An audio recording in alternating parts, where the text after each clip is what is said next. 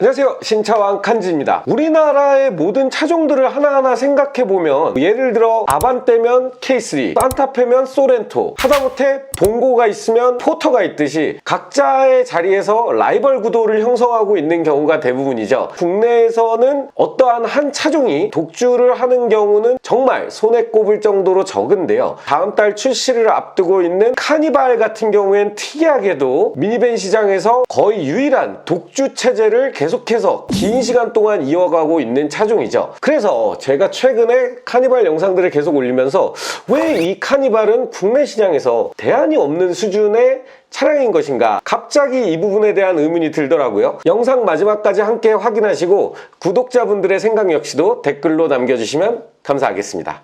사실상 국내 미니밴 시장에서 경쟁자가 없다. 카니발의 가격이나 용도, 크기 등을 생각해 봤을 때 국내에서 카니발의 라이벌이라고 할 수 있는 것은 역시나 스타리아가 가장 먼저 떠오르는데요. 하지만 이 스타리아의 경우 전작인 스타렉스에서 상용차의 이미지가 너무 강했던 것이 사실이고, 이러한 부분들을 스타리아로 이름까지 바꾸면서 조금 더 상용차에서 카니발의 영역, 패밀리 미니밴의 영역을 구축하려고 노력을 했던 것이 사실인데요. 사실 변화는 좋았어요. 스타리아의 면면을 살펴보면 가격은 오히려 카니발보다 싸면서도 크기 자체는 더 큰 크기를 갖고 있어서 처음 출시될 때까지만 하더라도 충분히 카니발과 승부를 해볼 수 있지 않을까라고 생각을 했는데, 아무래도 단연간 미니밴 시장에서 독주를 이어온 카니발의 그런 노하우들을 뛰어넘기는 조금 부족하지 않았나. 비슷한 가격임에도 불구하고 카니발의 실내외가 좀 더 고급스럽고 사람을 태우고 다님에 있어서 편의 장비들이 잘 정비가 되어 있었기 때문에 여전히 비슷한 가격에서 스타리아와 카니발의 구도는 압도적으로 카니발이 유리했던 것이 사실이죠. 그렇다면 비슷한 급의 수입차들은 어떨까요? 토요타 시에나나 혼다의 오디세이 정도를 라이벌이라고 이야기해 볼 수 있을 것 같은데요. 토요타 시에나가 6천만원 중반에서 후반대, 혼다 오디세이 역시도 5천만원 후반대의 가격을 보유하고 있기 때문에 아직까지도 카니발의 가격과는 갭이 좀 있는 편이죠. 그렇다고 이 두 가지 차종이 카니발과 비교해서 더 뛰어난 공간이나 옵션 등을 활용할 수 있는 것도 아닐 뿐더러 현대기아차의 최대 장점인 AS망 역시도 국내에서 카니발의 존재를 더욱더 돋보이게 만드는 부분 중 하나죠.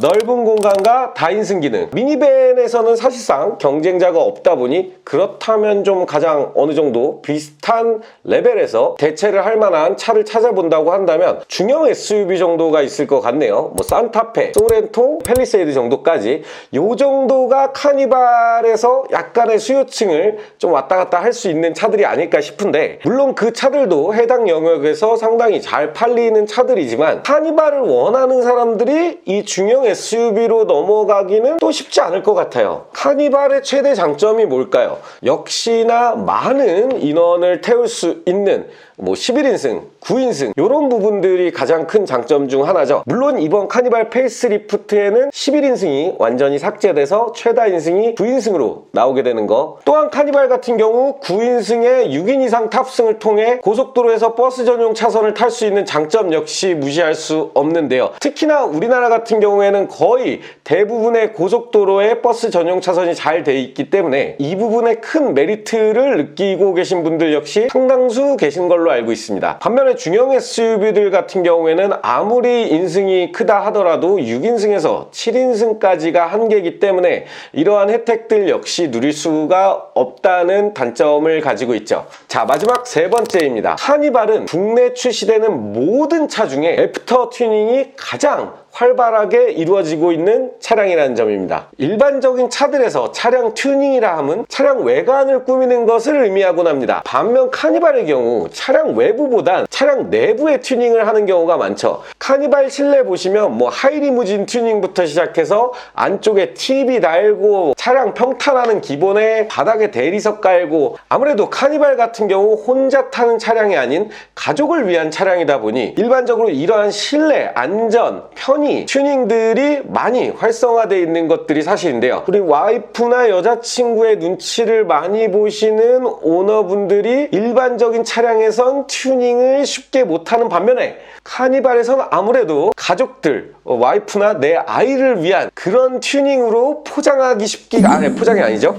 포장이 아니라 정말 내 아내와 아이들을 위한 튜닝들이 주를 이루다 보니 일반적인 차량 외관 튜닝보다 훨씬 더 비싼 금액의 튜닝들임에도 불구하고 상당히 활성화가 잘 되어 있는 것이 사실이죠. 우스갯소리로 차량 가격보다 튜닝 비용이 훨씬 많이 들게 개조를 하신다라는 분들도 종종 만나볼 수 있었는데요. 아무래도 카니발의 경쟁 차량이라고 할 수 있는 차들의 경우에는 카니발처럼 판매량이 받쳐주지 않다 보니 이러한 애프터 시장에서 다양한 재미있는 튜닝들을 할 수 없다는 점 역시도 카니발이 계속해서 독주 체제를 가져가는 하나의 이유가 아닌가 하는 생각을 또 해봤네요. 네, 이렇게 오늘 카니발이 국내 미니밴 시장에서 독주를 달리고 있는 이유를 간단하게 3가지 정도로 생각을 해봤는데요. 영상을 보시는 시청자분들께서는 과연 카니발이 왜 국내 시장에서 독주를 달리고 있는지 그 이유를 생각나시는 것들이 있다면 댓글로 남겨주시기 바랍니다. 여러분들의 다양한 생각과 함께 계속해서 영상을 만들어 보도록 하겠습니다.